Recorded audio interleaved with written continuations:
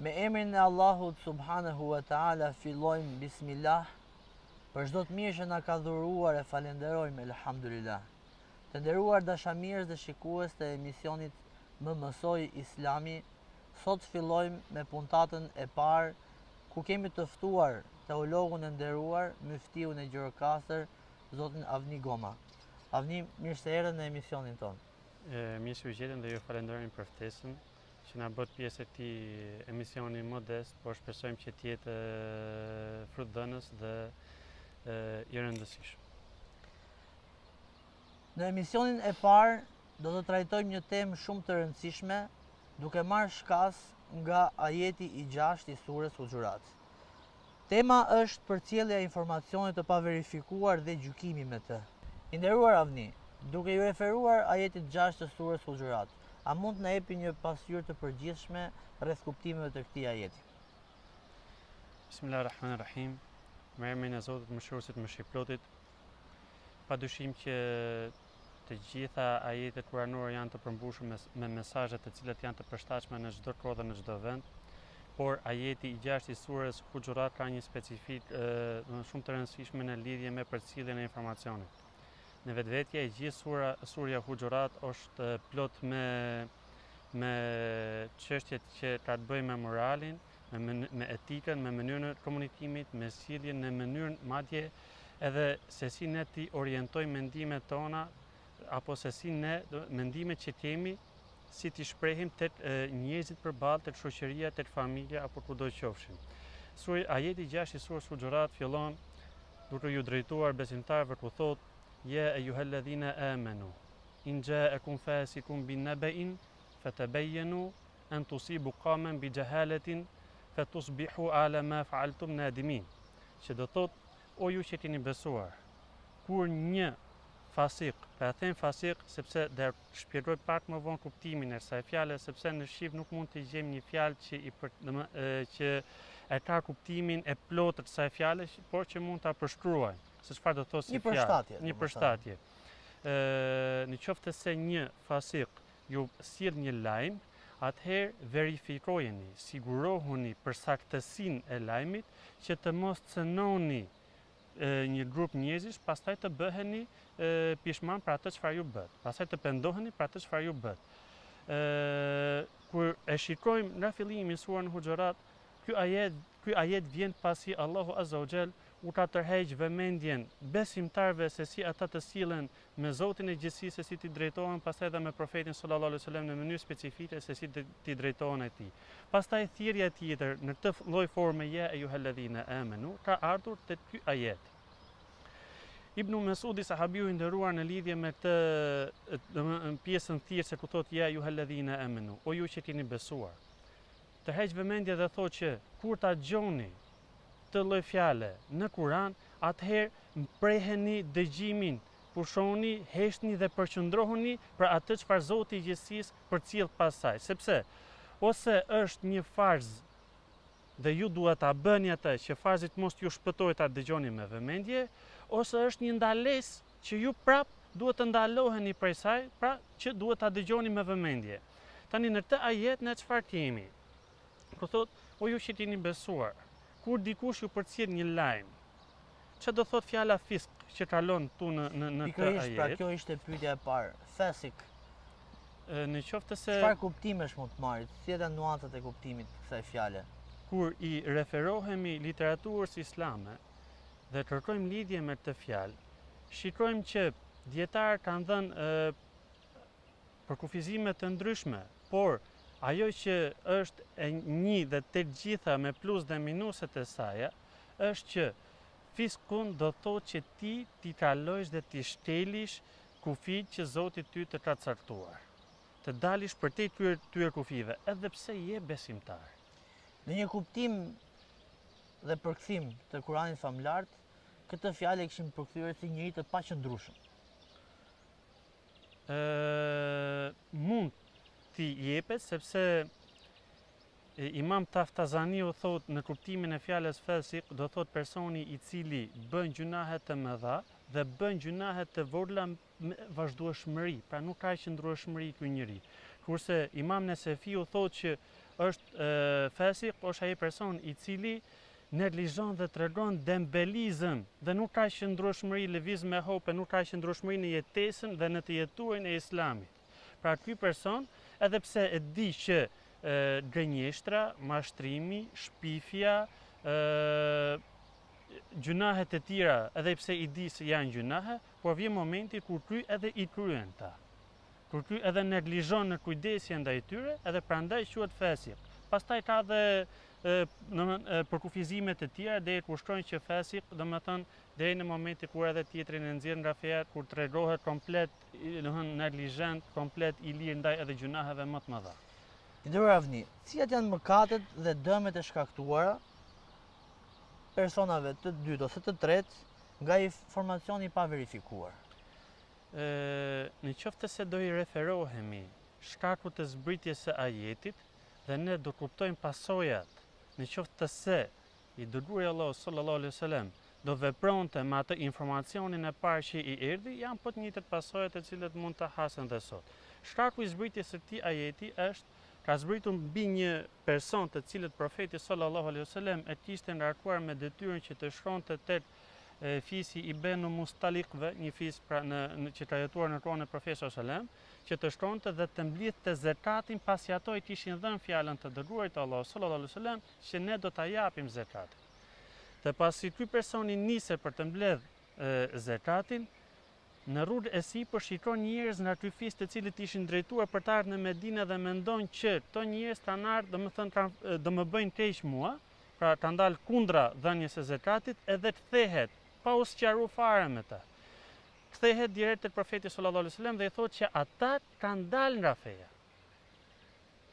Pra me atë terminologjinë islame, pra ata janë bërë murted, që kanë dalë nga Islami dhe refuzojnë ta japin zekatin. Ndërkohë që profeti sallallahu alaihi wasallam të gjë, domethënë nuk e pranon me një herë, pra nuk e merr të mirëqenë me një herë, por çfarë bën? Sahabiun e nderuar Khalid bin Walidin e ngarkon me një detyrë që të shkojë dhe të shikojë se si është situata, si është gjendja atje tek ai fis. Dhe pasi Khalid bin Walidi shkon dhe bën verifikimet e duhura tek ai fis dhe shikon që ato e falnin namazin rregullisht, e thërrisnin ezanin, kishin atë adhurimin e natës e vazhdonin, dhe kthehet tek profeti sallallahu alaihi wasallam dhe thotë që është në rregull gjendja. Në momentin që shpjegohet jo, domethënë që është rregull gjendja, atëherë zbret ky ajet. Që në qoftë se një i pakujdesur, siç ishte domethënë personi, i kujdesur, i pavëmendshëm, jo vigjilent, të përcjell një lajm pa u siguruar në të, në qoftë se ky do të ishte qëndruar, do të ishte pyetur, si është puna, pra ku qëndron, për ku jeni nisur dhe çdo gjë do qartësohej aty, pra mbase nuk do të ishte ndodh një gjë e tillë, domethënë një lloj paniku që pata ai sahabi.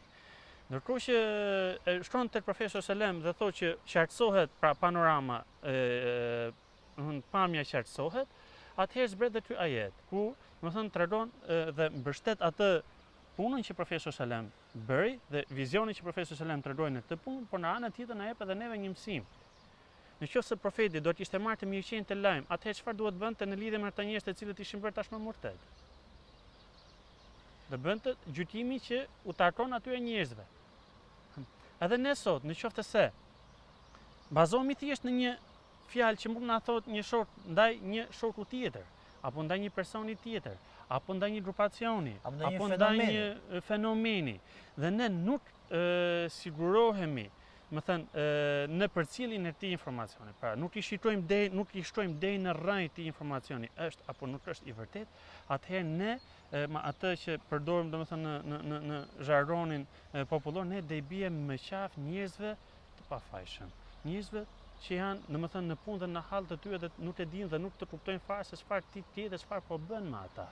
Nuk të kuptojnë qëllimin ty. Pra ti do të hysh në hak një personi, fenomeni apo disa personave të tjerë. Dhe për të arsye, më thënë, dietarët islam mendojnë që në lidhje me të fasik, ti personi nuk i pranohet dëshmia. Pra në qoftë se vërtetohet pakujdesia e tij, vërtetohet neglizhenca e tij, vërtetohet shkujdesja e tij, një mënyrë e të jetuarit të islamit jo siç duhet, vërtetohen gënjeshtrat e tij her pas here, atëherë ky person nuk mund të merret as për dëshmitar në asnjë gjë në të cilën duhet dëshmitar në lidhje me çështjet, domethënë e Islamit.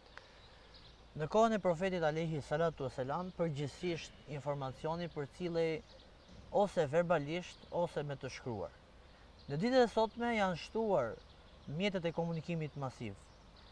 Janë shtuar media sociale për shembull. Aty dikush mund të shpërndajë një lajm dhe mund të japë informacion për diçka, siç e thatë, për një fenomen, një grupacion apo për një çështje të ndryshme. Cilat janë këshillat dhe cilat janë qëndrimet që duhet mbaj besimtari ndaj këtyre informacionit, ku shpesh herë është i pa verifikuar. Është një e vërtet që sot, domethënë në informacioni ka marrë një hoftë të jashtëzakonshëm, qarkullon me një shpejtësi marramense dhe është shumë e vështirë domethënë që të krijohen filtrat që ta filtrojsh atë, domethënë çfarë është e vërtet, çfarë është e saktë dhe çfarë nuk është e saktë.